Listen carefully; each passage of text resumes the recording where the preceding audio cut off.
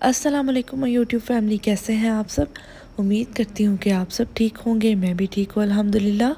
Medina में हम मौजूद हैं और गाड़ी में बैठ चुके हैं। हम जा रहे हैं ज़ियारतों के लिए। सबसे पहले हम आए हैं इस बाग में। इसका कोई स्पेसिफ़िक नेम नहीं था, लेकिन यहाँ की जो एक स्टोरी है वो ये है कि आप सल्लल्लाहु अलैहि वसल्लम जब मदीना आए, मक्का से मदीना आए, तो आप सबसे पहले यहाँ पर रुके थे। ये वो जगह है जहाँ आप सल्लल्लाहु पहली बार रुके थे और अपनी ऊँटनी के साथ थे।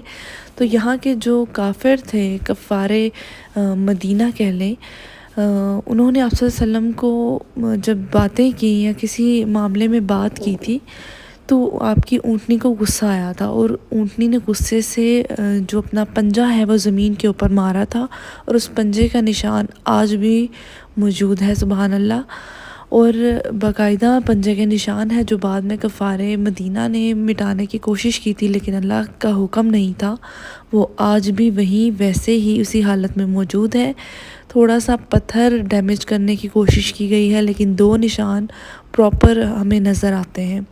यहाँ पर एक ये निशान है, नीचे ये प्रेस हुआ हुआ है। अगर आपने कभी ऊँटनी देखी है तो लाइव उसका पंजा देखें तो वो ऐसे ही शेप में होता है, राउंड शेप में। और यहाँ बाग है जहाँ पर फ्रेश अजवा और बाकी बहुत सी किस्म की खजूरें लगी थी, और यहाँ पर बहुत सारे परिंदे और जानवर भी थे। और यहाँ एक कुआं था जिससे बाग को पानी मिलता था। और हम अब यहाँ से जो है वो आगे जा रहे हैं। हम जा रहे हैं मस्जिद कुबा में। मस्जिद कुबा का सब मुसलमानों को पता होता है, लेकिन मैं आपको एक शॉर्ट सी स्टोरी यहाँ पे बता देती हूँ। मस्जिद कुबा जो है ये बेसिक मक्का के अंदर हरम है, और जो मक्का के लोग हैं उन्होंने ये बात कही, या उनके दिल में ये बात थी कि हमारे पास हरम है, हम मक्का में रहते हैं, और उन्होंने इस बात पे गरूर किया। तो अल्लाह की तरफ से जो मस्जिद कुबा है, आप सल्लम को वही नाजिल हुई और पैगाम मिला कि जो मुसलमान हैं वो घर से साफ़ सुथरे होकर यहाँ पर आकर दो नवाफिल अदा करें तो आपको एक उम्रे का सवाब मिलता है। तो इसलिए जब भी आप ज़ियारतों पे जाएं तो मस्जिद कुबा ज़रूर जाएं और वहाँ जाकर दो नवाफिल अदा ज़रूर करें और दुआ करें। तो यहाँ पर जो मस्जिद कुबा है, यहाँ नफल पढ़ने का बहुत सवाब है। तो हम भी अब बस जाएंगे मस्जिद में और यहाँ पर नवाफिल अदा करेंगे। मुसलमान जितने भी पाकिस्तानी मुसलमान हैं वो इस वक्त उम्रे पे जो लोग गए हैं उनसे मेरी गुजारिश है, और जो लोग घर बैठ के भी वीडियो देख रहे हैं उनसे भी गुजारिश है कि वो सब अपने मुल्क पाकिस्तान के लिए दुआ करें। हमारा मुल्क बहुत मुश्किल में है और अल्लाह ताला हमारी मुश्किलात आसान करे। और यहाँ भी बार बार मेरे दिमाग में आ रहा था, बार बार माइंड में चल रहा था, क्योंकि इन दिनों सैलाब आया हुआ है पाकिस्तान में और हमें सख्त ज़रूरत है दुआओं की, और अल्लाह ताला हमें अच्छे हुक्मरान दे। सुबहान अल्लाह कह दिया करें जब भी मस्जिद को देखते हैं।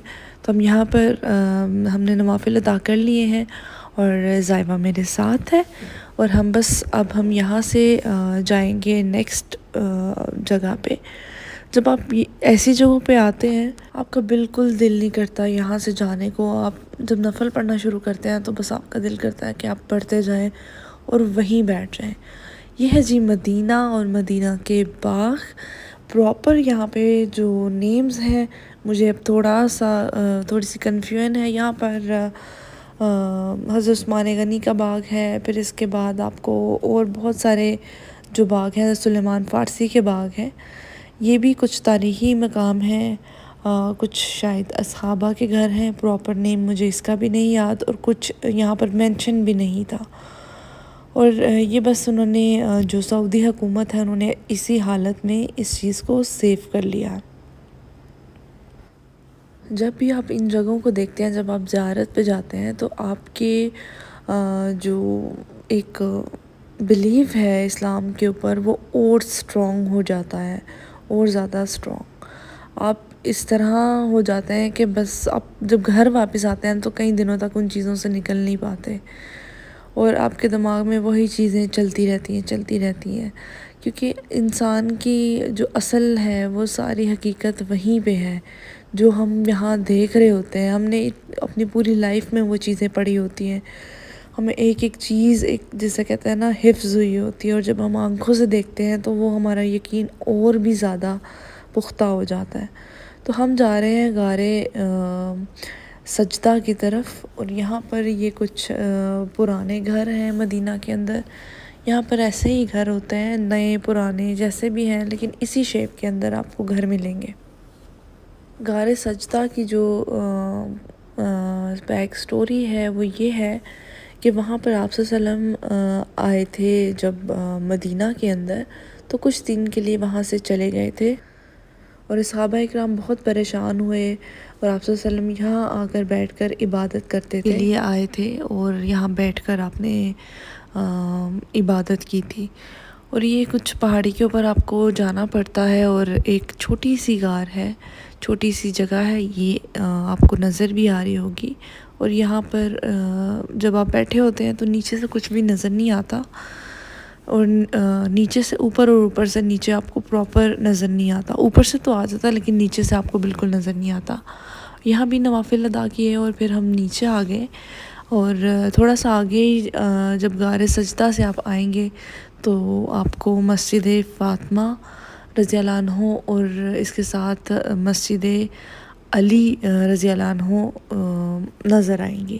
تو یہاں پر چھوٹی سی مسجد ہے حضرت فاطمہ کی، جہاں وہ بیٹھ کر عبادت کرتی تھی، اور یہاں پر اتر کر ہم نے نوافل ادا کیے، اور اتنا دل کو سکون ملا، اتنا دل کو سکون ملا کہ وہ بندہ ایکسپلین بھی نہیں کر سکتا کہ کس قسم کا آپ کو سکون ملا۔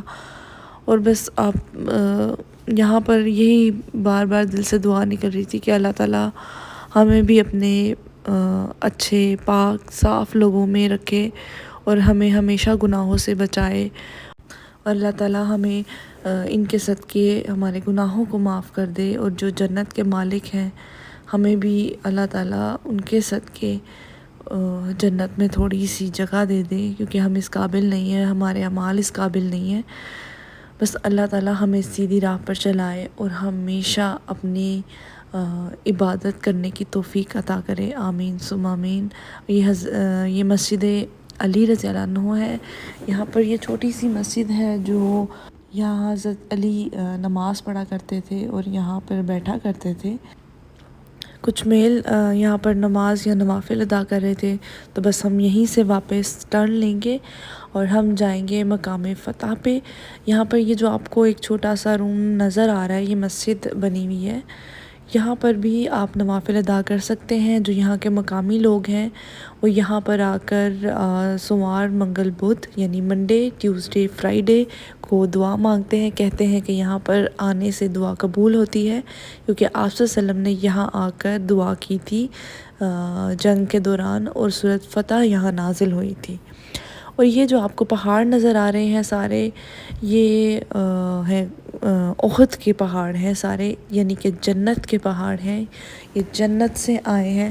اور جب آپ اس طرح کی بات سنتے ہو کہ یہ جنت کا حصہ ہے، آپ کا دل روح سب کام جاتا ہے، اور آپ ایک دم سوچ میں چلے جاتے ہو، اور کئی دنوں تک آپ واپس نہیں آتے اس سوچ سے کہ ہم نے کیا دیکھا ہے۔ ہم وہ چیزیں دیکھ رہے ہیں کہ جو ہم نے سنی تھی، اور اللہ تعالیٰ نے ہمیں توفیق عطا کر دی، ہمیں سعادت نصیب کر دی یہ سب دیکھنے کی۔ الحمدللہ الحمدللہ، اللہ نے ہمیں بھی ان خوش نصیبوں میں شامل کیا،